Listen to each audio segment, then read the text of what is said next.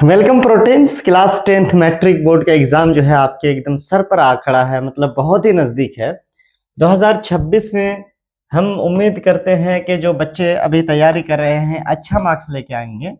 अगर आप objective question जो है आप ढंग से तैयारी कर लेते हैं तो खास करके बिहार बोर्ड में, चूंकि यहाँ पर 80 नंबर के ऑब्जेक्टिव क्वेश्चन पूछे जाते हैं, आपका अच्छा मार्क्स लाना बहुत आसान हो जाता है। ऑब्जेक्टिव क्वेश्चन में अच्छे मार्क्स लाने के लिए आपको पहले पूछे गए ऑब्जेक्टिव क्वेश्चन की प्रिपरेशन, तैयारी, प्रैक्टिस करने की जरूरत होती है। जब आप पिछले पूछे गए प्रश्न को देखते हैं, समझते हैं, तो उससे आपको यह फायदा होता है कि आपको पैटर्न समझ में आता है कि इस तरह के सवाल जो है अब तक पूछे गए हैं। हमने क्या करा है, आपके लिए वही 2026 के खास ऑब्जेक्टिव क्वेश्चन चुन करके आपके लिए लाया हूं, ताकि आपकी प्रैक्टिस हो जाए। और हम क्या करेंगे, स्पेशली हर एक क्वेश्चन के ऑप्शन का जो है, हम चारों ऑप्शन को जो है एक्सप्लेन करने की कोशिश करेंगे अगर जरूरत रही तो। उससे क्या होगा कि एक एक सवाल पे चार चार सवाल जो है आपके हल हो जाएंगे, है कि नहीं है। तो मैं बिना किसी देरी के हम शुरू करते हैं इस वीडियो को। लेकिन जैसा कि आपको पता ही है, अगर आप मेरे चैनल पे जुड़े हुए हैं, तो हम पहले से ये तैयारी कराते आ रहे हैं और आगे भी कराएंगे। मैट्रिक तक आपकी साइंस की तैयारी हम बिल्कुल बिल्कुल A1 तैयारी करा देंगे। साइंस के लिए टेंशन नहीं है, आप चैनल को फॉलो कर लो, बस सब्सक्राइब करो, दोस्तों को भी बता दो। अच्छा, हमने पिछले वीडियो में 40 क्वेश्चन कर लिए थे, सॉरी 20 क्वेश्चन कर लिए थे। अब 20 क्वेश्चन, इस जो पीपीटी का हिस्सा है इसमें 20 क्वेश्चन और बचे हुए हैं, ये हम फटाफट से देखेंगे, ठीक है। और आपको पता होना चाहिए कि इसका लिंक डिस्क्रिप्शन में है, तो अगर आप पिछला क्वेश्चन देखना चाहते हैं, ठीक है, तो भी आप क्या कर सकते हैं, बिल्कुल जाकर के देख सकते हैं, हमारे पास वीडियो पहले से दिया हुआ है, ठीक है। चलिए आगे यहाँ पर देखते हैं। लंबाई बढ़ने से तार की प्रतिरोधकता क्या होता है। तार की प्रतिरोधकता मतलब रेसिस्टिविटी, है ना, क्या होता है ना। प्रतिरोध लिखा है, अच्छा सॉरी, प्रतिरोधकता नहीं, प्रतिरोध लिखा है ना, यानी रेजिस्टेंस, यानी जिसको आप आर से दिखाते हैं, है ना, उसका क्या होता है। तो आप जानते हैं बहुत अच्छे से कि तार अगर जितना मोटा होगा उसका जो प्रतिरोध है उतना कम होगा, तार जितना लंबा होगा उसका जो प्रतिरोध है उतना अधिक होगा। क्या होगा सर, उतना अधिक होगा, ज्यादा होगा। तो यहाँ पर कह रहा है कि तार की लंबाई बढ़ने पर जो प्रतिरोध है वो कम होती है या अधिक होती है। तो बहुत सिंपल सी बात है, अधिक होती है। क्या होगा, बढ़ता है ना, घटता नहीं है। ये दोनों सही नहीं है। चलिए अगले क्वेश्चन की ओर बढ़ते हैं।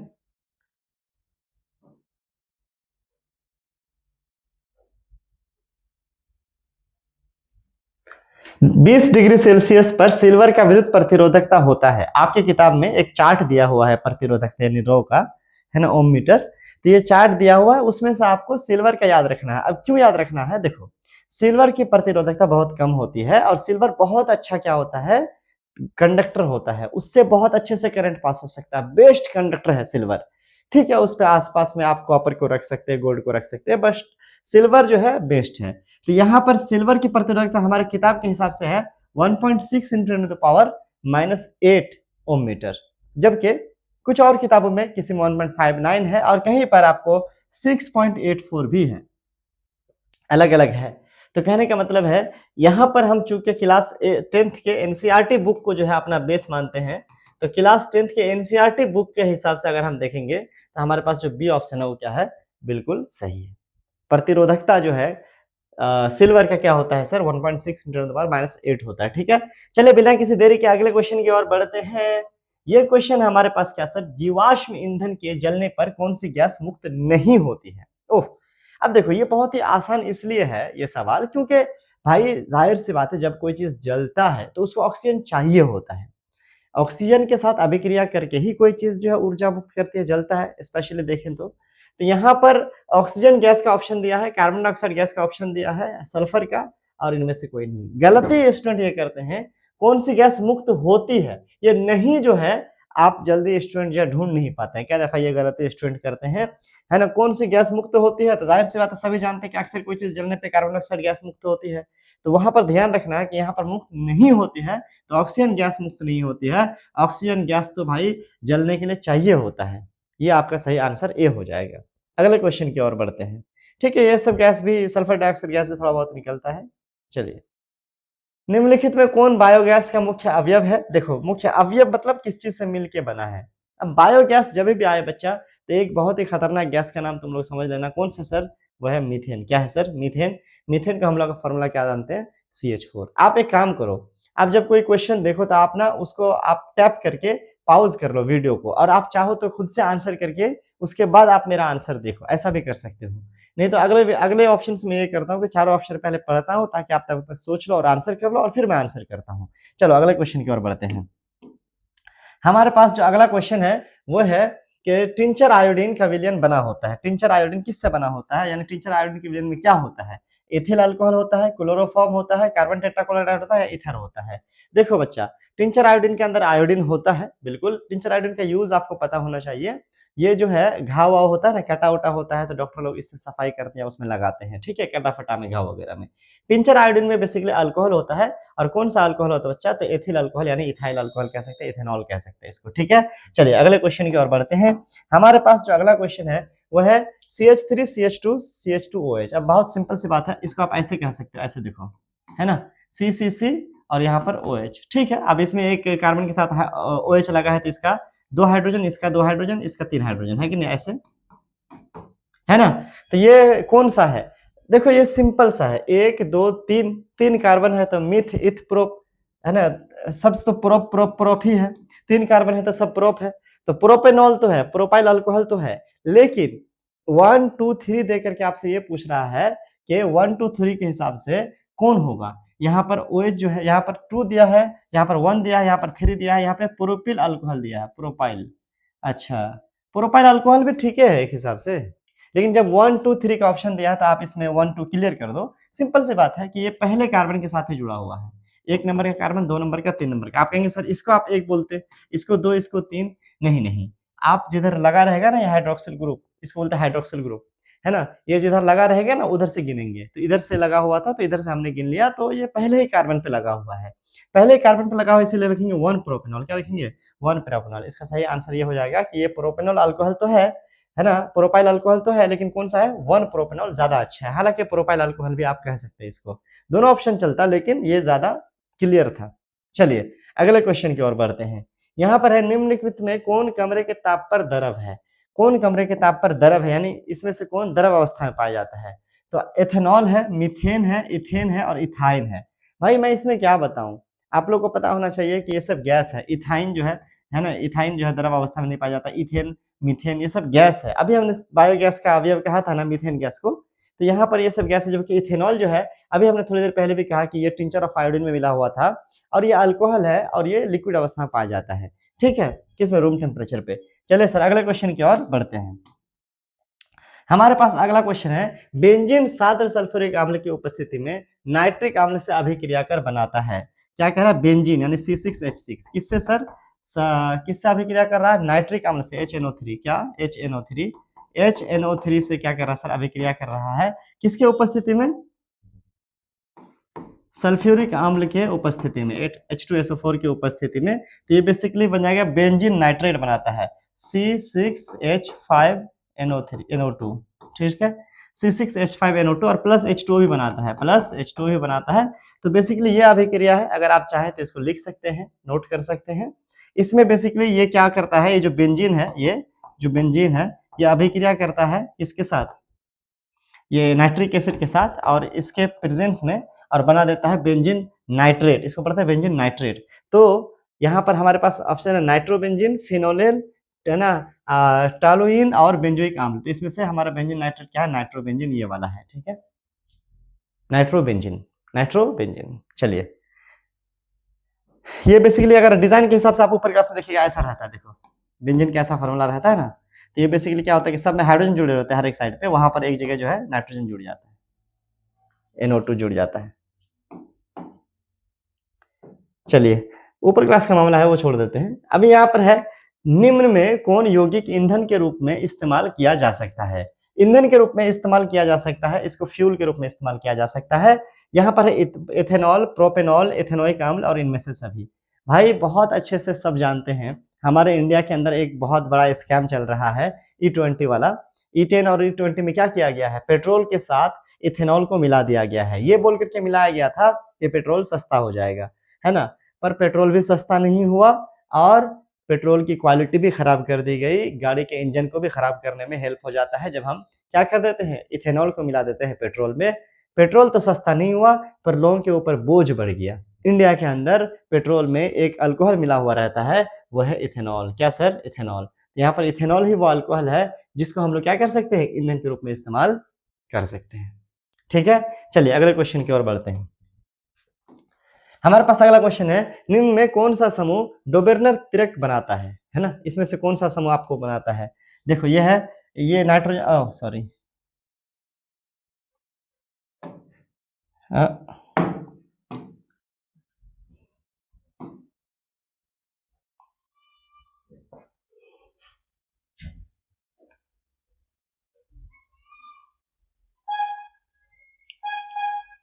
यहाँ पर है हमारे पास, है ना, ये नाइट्रोजन है, फास्फोरस है, आर्सेनिक है, फ्लोरीन, क्लोरीन, ब्रोमीन है, कैल्शियम, स्ट्रोंटियम, बेरियम है ना, बेरिलियम, मैग्नीशियम, कैल्शियम है। तो भाई इनमें से कौन जो है डोबेर्नर त्रिक बनाता है, तो आई थिंक इनमें से कौन सा ही होना चाहिए, आप ही बताइए। डोबेर्नर त्रिक क्या था, आपको याद है, आप में से किसी बच्चे को याद है कि डोबेर्नर त्रिक किस नियम से बना था, है ना, इसका इसका मास नंबर जोड़ के बीच वाले का आना चाहिए, ऐसा कुछ। ठीक है, यहाँ पर फ्लोरीन, क्लोरीन, ब्रोमीन जो है ये 16, 17, 18 नंबर का है। ठीक है, तो ये सब तो ऐसा रूल बनाएगा नहीं। बेसिकली ये कैल्शियम, स्ट्रोंटियम, बेरियम, आपको जो कुछ एग्जांपल दिया गया है किताब में, आप उसको याद कर लेंगे। और मैं इसका एक्सप्लेनेशन जो है मैं आपको दे दूंगा जब हमारे पास वो चैप्टर आएगा ना, क्या बोलते हैं, पीरियोडिक क्लासिफिकेशन ऑफ एलिमेंट्स, एक चैप्टर है ना क्लास 10th का, जब हम उसका वन शॉट कराएंगे ना आपको अभी कुछ दिनों के बाद, क्योंकि इस चैनल पे हम वन शॉट भी कराते हैं, तो उस पर हम इसको बहुत अच्छे से एक्सप्लेन कर देंगे। ठीक है, अभी आप इतना समझ लीजिए कि डोबेर्नर त्रिक एक नियम दिया गया था जिसका डिटेल हम समझेंगे चैप्टर में। फिलहाल आप आंसर याद रखो, और आप चाहो तो हम बिल्कुल आपके लिए अलग से वीडियो बना देंगे इन सब चीज़ों पे। नहीं नहीं नहीं नहीं, ये मैं क्या बोल रहा हूँ, क्यों बनाएंगे अलग से वीडियो, वन शॉट में पढ़ना ना यार।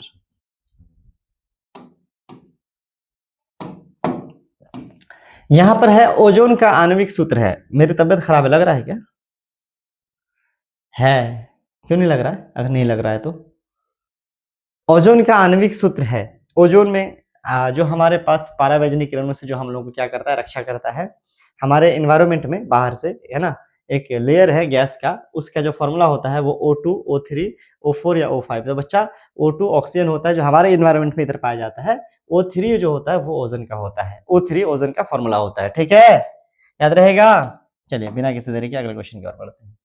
ऑक्सीजन गैस के एक अणु के दो परमाणुओं के बीच कितने आबंध पाए जाते हैं। देखो यहाँ पर बहुत सिंपल सा एक क्वेश्चन पूछा गया, ऑक्सीजन गैस का दो अणु, हमने अभी कहा कि हमारे यहाँ पे जो ऑक्सीजन पाए तो O2 के रूप में पाए जाते हैं, यानी इसमें एक ऑक्सीजन दूसरे ऑक्सीजन के साथ जुड़ा हुआ रहता है। तो यहाँ पर हम जानते हैं कि ऑक्सीजन 8 नंबर का है, तो पहला कक्षा में 2, दूसरे बाहर में 3, कितने बाहर में 6, 1 2 3 4 5 6, 1 2 3 4 5 6। तो बेसिकली ये दोनों एक दूसरे क्या करते हैं, बॉन्ड बनाते हैं और आपस में शेयरिंग करके एक दूसरे का ऑक्टेट पूरा करते हैं, और इस तरीके से ये बॉन्डिंग चलता है इन लोगों का। तो यहाँ पर जो बॉन्ड बनता है वो कितना बॉन्ड बनता है बच्चा, 2 बॉन्ड बनता है, ताकि 2 दोनों का शेयर होकर के 4 और पहले का इधर का 4 मिला के 8 इन लोगों का पूरा हो जाए और ये स्टेबल महसूस करे। तो कुल मिलाकर के बात यह है कि 2 बॉन्ड बनते हैं। यहाँ पर हमारे पास 1 2 और 3 का ऑप्शन है, तो 2 हमारा सही हो जाएगा। चलिए अगले क्वेश्चन की ओर बढ़ते हैं। अगला क्वेश्चन है, निम्न में से कौन मनुष्य के आहार नाल में एक अवशेषीय अंग है। अवशेषीय अंग वो होता है जो बेसिकली हमारे शरीर में पाया जाता है, जिसका कोई काम नहीं है। ठीक है, वक्त के साथ वो खत्म हो जाना चाहिए था, नहीं हुआ, उसका कोई हार्म भी नहीं है अगर देखा जाए तो। जैसे कि यहाँ पर हमारे पास ऑप्शन है अपेंडिक्स, कोलन, सीकम, रेक्टम। भाई इन सब का काम है। अपेंडिक्स जो होता है वो कहा जाता है कि जब कच्चा खाना खाते थे ना हमारे पूर्वज, तब इस्तेमाल होता है, अब इस्तेमाल नहीं होता है, लेकिन वो कोई हार्म भी नहीं करता है। तो ये जो है क्या हो गया, आपका वेस्टिजियल ऑर्गन हो गया, यानी अवशेषीय अंग हो गया। चलिए अगले क्वेश्चन की ओर बढ़ते हैं। हमारे पास अगला क्वेश्चन है, शाकाहारी जीवों में छोटी आंत की लंबाई होती है, मध्यम होती है, अधिक होती है, या इनमें से कोई नहीं। देखो जो छोटे आंत होती है शाकाहारी जीवों की, उसकी लंबाई ज्यादा होती है। उसके पीछे क्या एक रीजन है, सेलुलोज वगैरह होता है, यानी जो खास करके जिस तरह की चीजें पाई जाती है हर्बीवोरस के खाने में, उसको पचाने में टाइम चाहिए, स्पेस चाहिए, और एब्जॉर्प्शन के लिए ज्यादा स्पेस चाहिए। उसके अलावा कुछ खास किस्म का कीड़ा होता है, जैसे कि भैंस वगैरह में या गाय वगैरह में, बकरी वगैरह में, वो कीड़ा को भी ज्यादा टाइम चाहिए और जगह चाहिए। इसीलिए जो छोटी आंत है उसकी लंबाई ज्यादा होती है, ताकि जो है अच्छी तरह से जो सेलुलोज वगैरह होता है खाने में, है ना, वो पाचन हो सके, या जो जिस तरह का स्टार्च पाया जाता है वो सब कुछ पाचन हो सके। तो इसकी लंबाई क्या होती है सर, ज्यादा होती है। आपको हम बता दें कि गोश्त पचाना ज्यादा आसान है, लेकिन घास पचाना ज़्यादा मुश्किल है। आप देखे होंगे कि साग में कई दफ़ा घास रह जाता है, कुछ घास, तो वो सिजता नहीं है। हम लोग जब उसको खाना पकाते हैं ना, तो वो फिर गलता नहीं है। तो यार उसको डाइजेस्ट करना मुश्किल होता है, तो ज़्यादा लंबी आँच जो है चाहिए। अगला क्वेश्चन क्या हो रहा है कि छोटे आँत में पूर्ण रूप से पचा भोजन क्या कहलाता है? काइम कहलाता है, चाइल कहलाता है ना?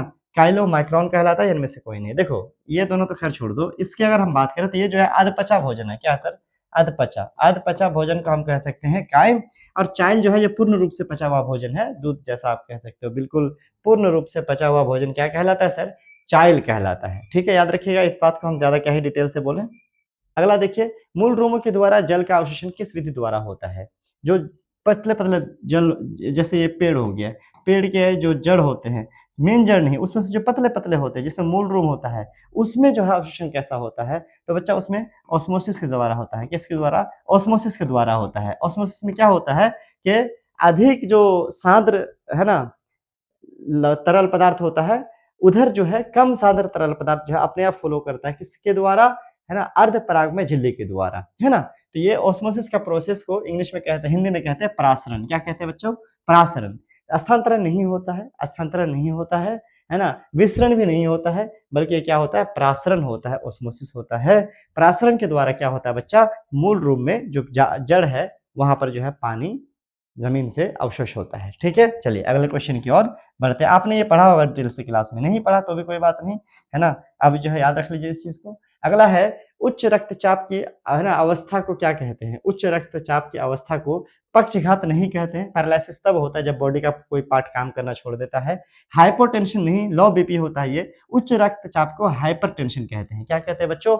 हाइपरटेंशन कहते हैं। याद रहेगा? चलिए अगले क्वेश्चन की ओर बढ़ते हैं।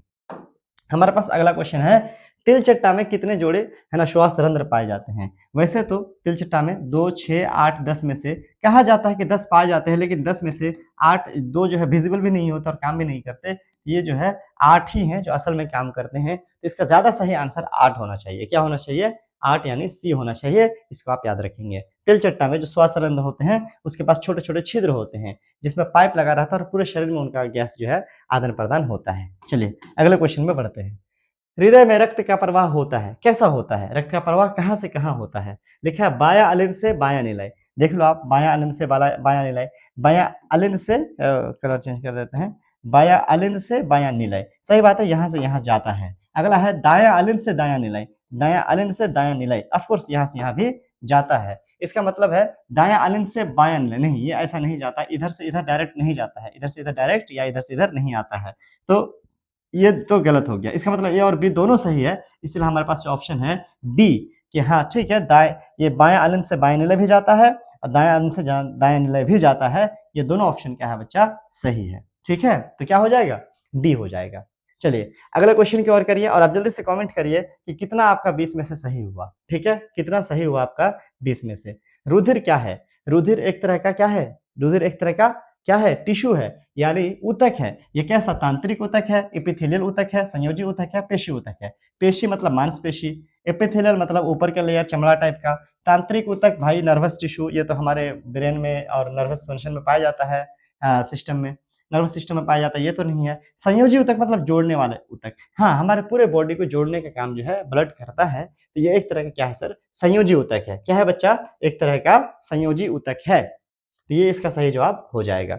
आई होप कि आपको वीडियो अच्छा लगा होगा, है ना? जैसा भी रहा, लेस एनर्जी के साथ हमने ये करा दिया, है ना? लगातार हम ड्यूटी में हैं और 2-3 दिन से थोड़ा सा अभी नींद की भी कमी है। कोई बात नहीं, हम फिर नेक्स्ट टाइम और ज़्यादा एनर्जी के साथ आपकी क्लास ले लेंगे। Thank you so much. Have a great day.